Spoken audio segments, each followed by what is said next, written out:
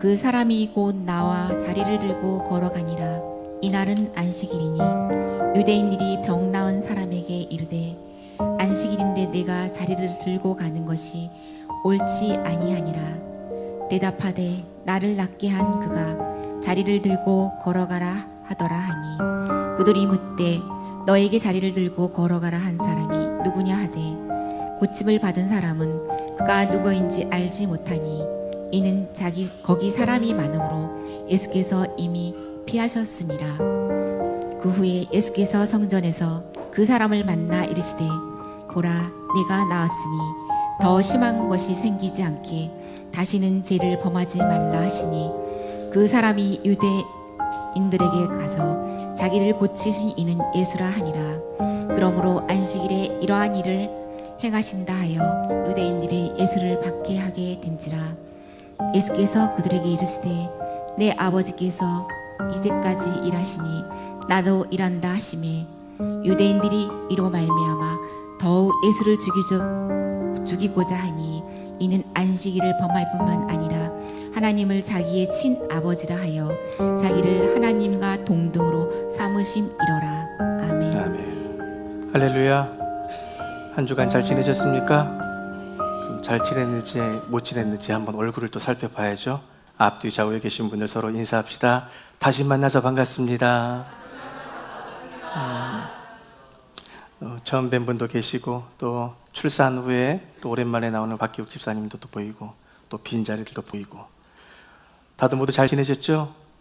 예, 우리 민서가 또 많이 회복되어 있는 상황 속에서 또 하나님이 기적과 은혜를 베풀어 주셔서 너무나도 감사하고 또 이제 충남대병원으로 가서 또 호흡 또 재활 치료를 어느 정도 받고 난 다음에 또 우리 가정으로 돌아오고 우리 교회로 돌아올 수 있을 것 같습니다. 끊임없이 계속 기도해 주시고 하나님의 살아계심을 우리의 기도를 통해서 증명할 수 있는 우리 모두가 되기를 간절히 바라고 소망합니다. 2016년 5월 미스터리 공포 영화인 곡성이라는 영화가 꽤 인기를 끌었습니다. 보신 분도 계시고 안 보신 분도 계실 텐데 그 작품에서 나오는 유명한 대사가 있죠. 오늘 말씀 제목 무엇이 중요한디. 이 악령에 사로잡힌 주인공의 딸이 평소와는 다른 말투와 태도로 아버지와 대화 속에서 나오는 대사입니다. 무엇이 중요한디? 무엇이 중요하냐고. 전라도 말로 이 무엇이 중요한디는 무엇이 중요하냐라고 하는 물음입니다.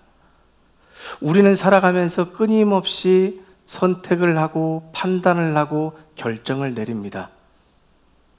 그런데 이 결정들이 모두 다 본질적인 것에 근거하고 있느냐를 돌아보면 꼭 그런 것만 같지는 않습니다. 오늘날 많은 이들이 인생의 진정한 가치를 좀 놓치며 살아가고 있지 않나 생각을 해봅니다.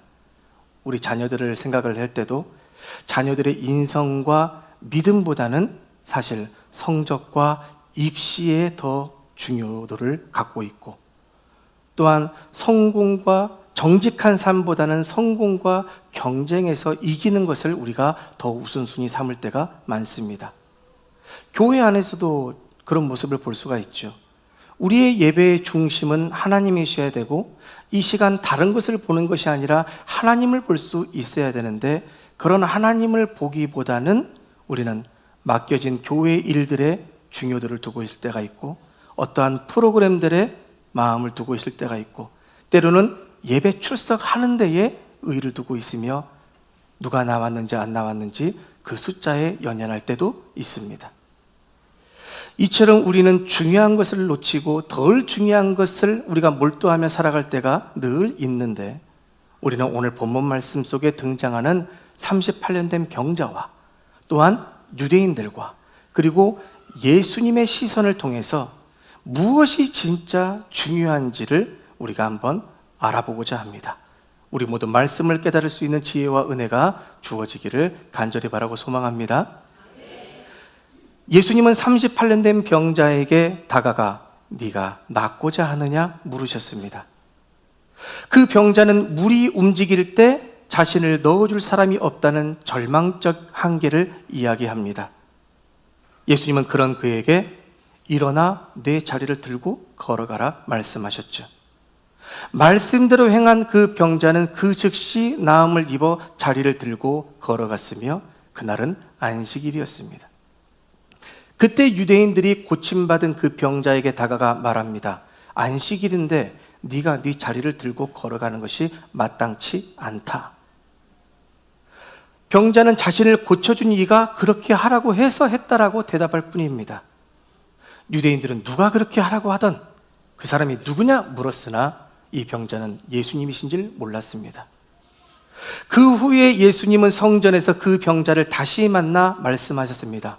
보라, 네가 나음을 입었으니 더 심한 것이 생기지 않게 다시는 죄를 범하지 말라. 병자는 자신을 고치신 분이 예수님을 알게 되었고 유대인들에게 달려가 예수였다고 이야기를 합니다.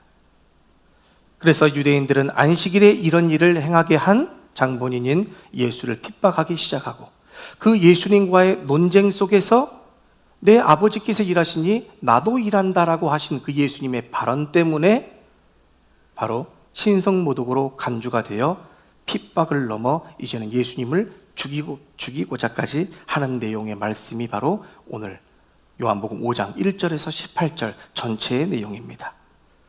그러면 이제 우리가 돋보기를 들고 이제 병자와 유대인들과 예수님의 시선으로 좀 더 깊이 들어가게 보길 원합니다. 과연 이 병자는 무엇에 중심을 두었고 유대인들은 무엇에 중심을 두었으며 예수님은 무엇에 중요시 하셨는가 우리가 알면서 우리의 삶이 어떻게 변화되어야 될지를 말씀을 통해서 나누려고 합니다. 첫 번째, 병자를 한번 들여다보죠. 38년 동안 병을 앓아 누워있던 이 사람에게 있어서 가장 중요한 게 뭡니까? 병 고침받는 거죠. 즉 걷는 겁니다. 그는 연못에 물이 움직일 때 자신을 넣어줄 사람이 없어서 고침받지 못한다고 말했습니다. 이것은 마치 도와줄 사람만 있었으면, 누가 자기를 도와 연못에 넣어 주었으면 자기는 고침받을 수 있다라는 믿음을 얘기하고 있는 겁니다. 천사가 가끔 내려와서 그 물을 움직일 때 내가 들어가면 낫는다는 그 미신을 믿고 있는 이 병자의 믿음이 참 대단해 보이죠. 하지만 아무도 도와주는 이가 없습니다. 그래서 예수님은 그에게 말씀하십니다. 일어나 내 자리를 들고 걸어가라. 그리고는 예수님 말씀대로 행했더니 나아서 걷게 됩니다. 베데스다 연못에 들어가지 않았음에도 기적을 체험하게 된 겁니다. 얼마나 놀라고 어리둥절했을까요? 꿈인지 생시인지 분별이 되지 않고 있던 그 혼란스러워하던 그때 유대인들이 찾아가 와서 더 당황스러운 이야기를 합니다. 10절 말씀, 안식일인데 네가 자리를 들고 가는 것이 옳지 아니하니라. 병자는 고침받게 된 그 기쁨을 만끽할 겨를도 없이 갑작스러운 유대인들의 책망과 죄인 취급에 지금 충분히 당황했겠죠. 억울함을 느꼈을 겁니다. 유대인들은 안식일에 하지 말아야 될 39가지 행동을 금지 목록으로 만들어서 자신들의 전통으로 삼았습니다. 다 말씀드릴 수는 없어서 화면을 통해서 여러분들이 보실 수 있는데, 씨를 뿌리거나, 글씨가 너무 작아서 안 보이죠? 씨를 뿌리거나 밭을 갈거나 어떤 수확을 하거나 음식을 만들어 먹기 위해 반죽을 하거나 옷을 꿰매기 위해 바늘과 실을 이용하거나 어떤 물건을 자르거나 불을 켜고 끄는 것, 뭔가를 운반하는 것 역시 전부 다 안식일에 하지 말아야 될 행동이라고 합니다. 너무나 일상적인 것인데 하지 말라. 그런데 오늘날도 지켜지고 있는 이 안식일의 특이한 행위들 중에 무엇이 있냐면 엘리베이터를 사용하기 위해 버튼 누르는 것이 금지되어 있습니다. 왜냐? 그 버튼을 누르면 작동을 하기 시작하는 것이기 때문에 금지 조항에 걸리고, 심지어 불을 켜는 것이기 때문에 걸리게 됩니다. 그래서 실질적으로 이스라엘이란 나라에 가면 층마다 자동적으로 서 있을 수 있도록 엘리베이터 하나는 그렇게 만들어 놓고, 또 다른 엘리베이터는 외국인들을 위해서 목적에 합당하게 버튼을 누르고 올라가게 하는 엘리베이터가 2개가 존재합니다. 이것 외에도 특이한 점 중에 하나는 TV나 핸드폰이나 어떠한 냉장고와 같은 전기 기기를 사용하는 물품들은 그것 역시 사용하면 안 되고 불을 켤 수가 없기 때문에 안식일 전날 미리 켜두든지 아니면 미리 끄게 함으로써 이 율법 조항에서 벗어나려는 유대인들의 엉뚱한 모습들도 보이기도 하고, 심지어 휴지를 뜯는 것도 여기에 걸립니다. 그래서 얼마나 쓸지를 모르지만 일부러 많이 뜯어놓고 준비해서 그 법에서 벗어나기를 노력하고 있는 유대인들의 모습을 볼 수가 있습니다. 그러니 실질적으로 할 일들은 다 하면서 참된 의미는 잃어버린 채 형식에만 빠져 있는 모습들을 우리는 보게 되는 거죠. 유대인들이 병자에게 다가와서 책망하는 이유는 뭐냐? 유대인 그 38년 된 병자가 자기 자리를 들고 운반했다는 겁니다. 그런데 예레미야 17장 21절 22절 말씀에 보면은 안식일에 무거운 짐을 지고 예루살렘 문으로 들어오지 말며 안식일에 너희 집에서 짐을 내지 말며 어떠한 일이라도 하지 말고 내가 너희 조상들에게 명령함 같이 안식일을 거룩하게 할지어다 라고 말씀하고 있습니다. 그런데 사실 이 말씀이 사업하는 사람들의 그 상업적 운반이나 운송을 금지하는 거지, 내가 앉았던 그 자리, 돗자리나 그 침상을 운반하는 것에 해당하지는 않습니다. 그러니 지금 이 병자는 하나님께서 말씀하신 율법을 어긴 것이 아니라 유대인들이 스스로 만들어 놓은 전통의 해석을 어긴 것으로 보아야겠지요. 그래서 병자는 대답한 겁니다. 나를 낫게 한 그가 자리를 들고 걸어가라 하더라. 이 말의 의도가 뭐겠습니까?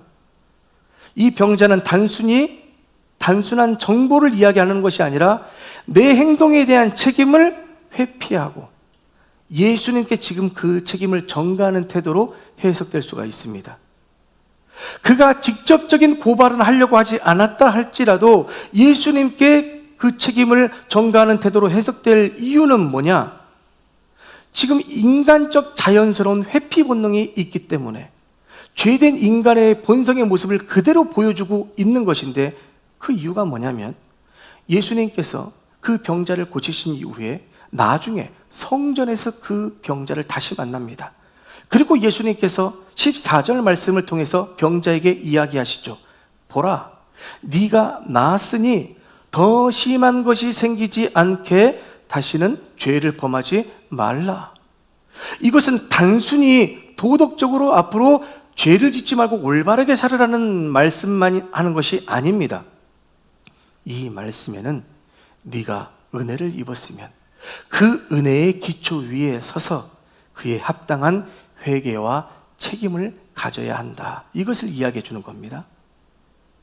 예수님이 그의 병을 고쳐주신 것은 그가 고쳐달라고 한 것도 아니었고, 그가 어떤 죄를 회개한 것도 아니었고, 예수님께서 그에게 어떠한 요구를 하셨던 부분이 전혀 없습니다.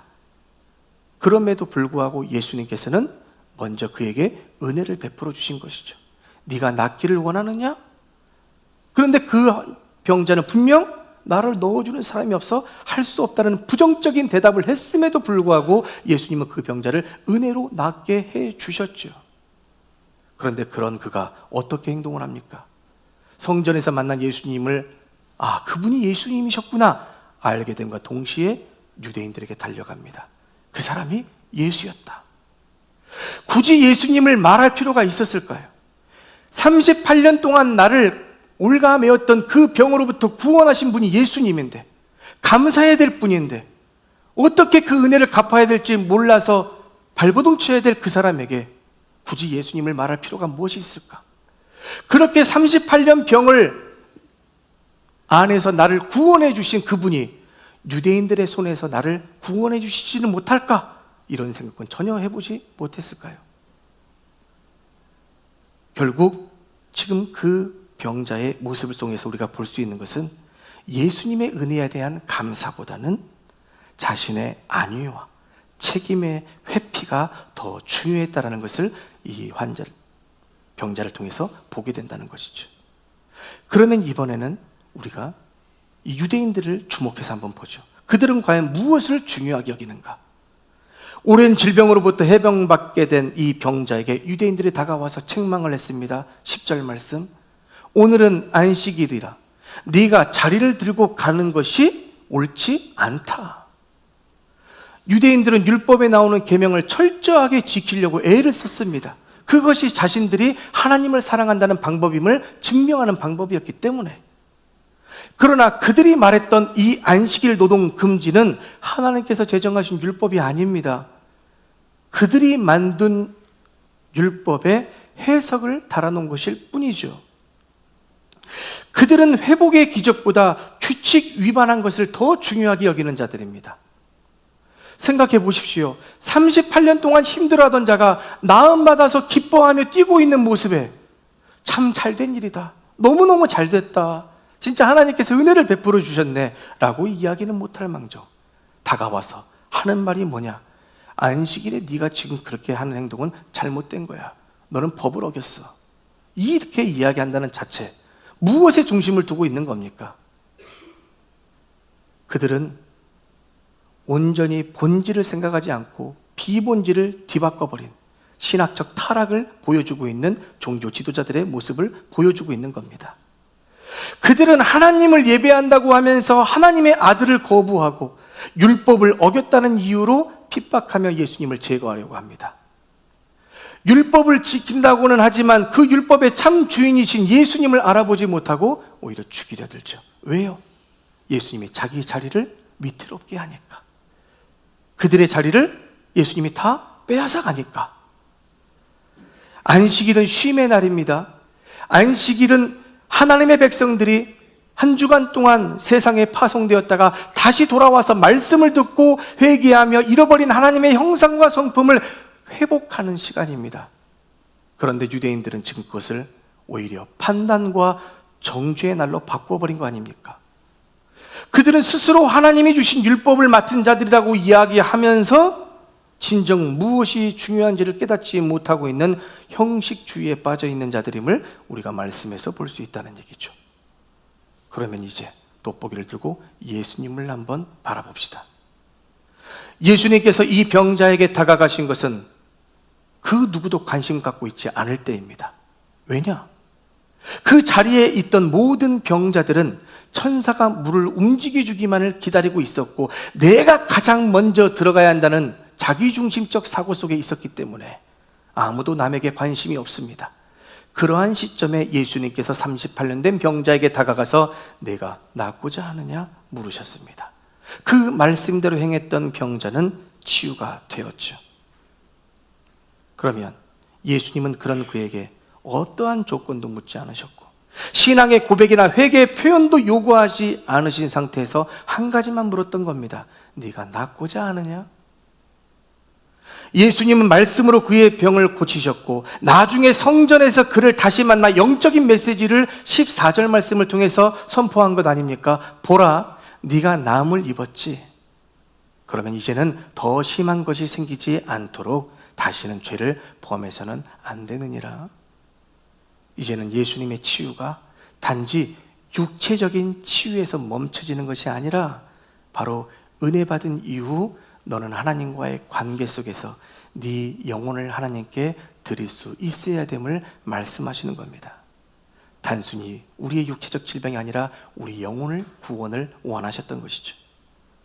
예수님께 중요한 것은 유대인들의 전통과 해석이 아닙니다. 고통당하고 있었던 그 한 사람, 38년 된 병자 그 한 사람에게 주목하고 계셨고 그 사람의 육체적 회복뿐만 아니라 영혼의 회복을 중요시하셨던 주님이십니다. 예수님은 율법 전통의 해석을 위해서 그 사람을 외면하지 않으셨습니다. 오히려 그 사람을 구원하기 위해서 유대인들이 중요시하게 여겼던 그 율법들을 깨트리신 거죠. 자, 그러면 우리가 이 38년 된 병자의 사건을 통해서 무엇을 우리가 깨달아야 되느냐? 주님은 오늘 말씀을 대하고 있는 우리에게도 똑같이 질문하고 계시는 겁니다. 무엇이 중요하냐? 무엇이 중요한디? 여러분은 신앙생활 하면서 무엇이 중요하십니까? 스스로에게 한번 물어보십시오. 너희들은 무엇이 중요해서 오늘 이 자리에 나왔느냐? 무엇이 중요하냐고 스스로에게 물어보셔서 대답하시면 됩니다. 우리의 삶은 선택의 연속이죠. 내가 무엇을 중요하게 여기느냐에 따라서 인생의 방향이 달라지고 내 신앙의 본질이 결정이 되는 겁니다. 병자는 은혜를 저버린 그 자신의 안위와 책임 회피가 중요했던 사람이고, 유대인들은 자신들이 만들어 놓은 전통과 그 해석을 따르는 것을 중요하게 여겼던 사람입니다. 하지만 예수님은요, 무엇을 중요하게 여기셨습니까?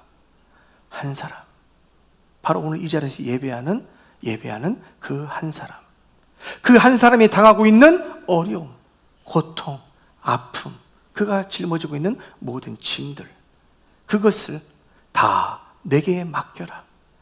내가 너를 구원할 것이니, 내가 너를 회복시키실 거니, 너의 영과 육의 회복과 구원을 중요하게 여기셨던 겁니다. 그러면 우리는 종종 병자처럼 내 자신의 안위만을 위해서 생각하다가 예수님의 은혜를 잃어버릴 때가 얼마나 많습니까? 솔직히 말해서 우리가 신앙생활하며 직분 받고 살아가고 있는데, 그 직분 가지고 내 생각과 내 주장에 갇혀서 이제 온 초신자들이나 새신자들이나 믿음 없는 자들, 아니면 기존 성도들, 내 이웃들에게 정죄하고 밀어넣는 태도를 우리가 갖고 있지는 않습니까? 그러나 우리는 어떻게 살아야 됩니까? 바로 그리스도인으로서 예수님의 이 정신을 가지고 한 사람의 회복과 구원을 중요시하며 그 누구라도 다시 일어설 수 있도록 돕는 긍휼의 마음을 품을 수 있어야 하지 않겠습니까? 그러나 오늘 우리는 그 아버지를 만나기 위해 이 자리에 있는데, 그 긍휼을 가지고 오셨습니까? 그 사랑을 가지고 오셨습니까? 아니면 여전히 내 문제만을 해결되기 위해서 내 궁핍함을 채워주시기만을 바라고 이 자리에 오셨습니까? 늘 이 말씀의 강단은 우리를 기쁘고 행복하게 하기보다는 늘 우리의 부족한 부분을 들추어냅니다. 왜일까요? 다시 우리가 그리스도인으로서, 예수 그리스도를 믿는 하나님의 백성으로서 더 성장시켜 주시기 위한 하나님의 간절한 마음입니다. 마무리합니다. 무엇이 중요합니까? 무엇이 중요하냐고! 무엇을 우리는 가장 소중하게 생각해야 합니까? 세상이 말하는 성공입니까? 사람들의 시선입니까? 우리가 이 세상에서 가져야 될 명예입니까? 아니면 돈입니까? 권력입니까? 힘입니까? 무엇이 정말 우리에게 중요한 겁니까? 예수님의 마음처럼 한 영혼의 회복과 구원, 다시 일어서게 하는 은혜인 줄로 믿습니다. 우리 모두 예수님의 이 정신을 따라서 세상 속에서의 회복의 사람이 되기를 소망합니다. 구원의 사람이 되기를 소망합니다. 은혜를 베푸는 자들이 되기를 소망합니다. 주님이 중요하게 여기시는 것을 우리도 중요하게 여길 수 있어야 우리가 그리스도인이고 크리스천이고 하나님의 백성 아닙니까? 여전히 내 것만을 채워달라고 요구한다면 우리가 세상 사람들과 뭐가 다릅니까? 그러니 우리는 주님이 중요시하게 여기는 것을 우리도 중요하게 여기는 그 삶을 통해서 우리도 누군가에게 일어나 내 자리를 들고 걸어가라, 담대하게 능력의 주의 말씀을 선포할 수 있는 저와 여러분들 되시길 바랍니다. 그 구원의 능력의 복음을 담대하게 선포해서 그 사람도 하나님의 능력을 경험할 수 있는, 그 능력을 힘입을 수 있는, 그래서 그들에게 육체적 질병뿐만이 아니라 영혼의 참 자유를 선물할 수 있는 그런 하나님의 복음과 구원에 힘쓸 수 있는 하나님의 거룩한 백성들이 되기를 간절히 바라고 축원합니다. 사랑과 은혜가 풍성하신 하나님 아버지, 오늘도 주의 말씀 앞에 우리를 세우시고 무엇이 진정 중요한지 깨닫게 하시니 감사드립니다. 우리는 종종 병자처럼 자기 문제에만 매몰되어 은혜를 잊어버리고 살고, 때론 유대인들처럼 형식과 전통에 갇혀 사람보다 규칙을 앞세우며 살아갈 때가 많았습니다. 그러나 오늘 말씀을 통해 주님께서 중요하게 여기시는 것이 무엇인지 다시 배웁니다. 우리도 예수님처럼 한 영혼의 구원을 가장 귀하게 여기는 회복의 사람, 구원의 사람, 은혜의 사람이 되게 하여 주옵소서. 이제는 형식보다 본질을, 정죄보다 사랑을, 무관심보다 긍휼을 따라 살아가기를 원합니다. 주님께서 우리에게 다시는 죄를 범하지 말라 말씀하신 것처럼 우리가 받은 은혜를 가볍게 여기지 않고 새로운 삶을 살아내는 은혜의 증인이 되게 하여 주옵소서. 그리하실 줄로 믿고 우리 구주 예수님의 이름으로 간절히 기도하옵나이다.